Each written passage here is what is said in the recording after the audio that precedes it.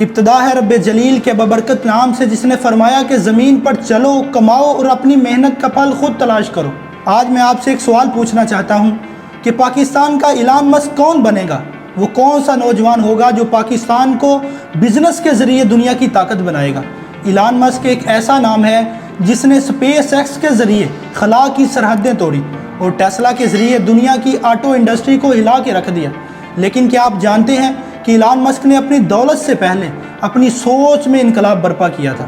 وہ صرف پیسے کے پیچھے نہیں بھاگا، وہ دنیا کو بدلنے کے مشن پر نکلا تھا۔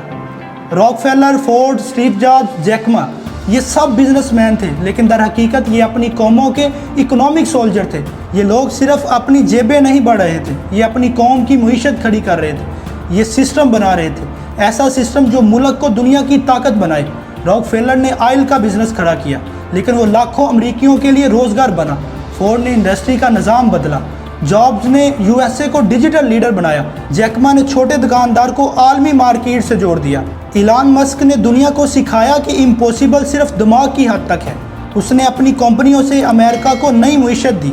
Space x, Tesla, space race, PayPal, clean energy, easy transaction, یہ صرف کاروباری نہیں، یہ ویژنری تھے۔ انہوں نے نوکری کی دوڑ نہیں لگائی بلکہ بزنس کا علم اٹھایا اور اپنی قوم کے لیے روزگار، انوویشن اور اکنامک پاور پیدا کی۔ سوال یہ ہے کہ پاکستان کا ایلان مسک کہاں ہے؟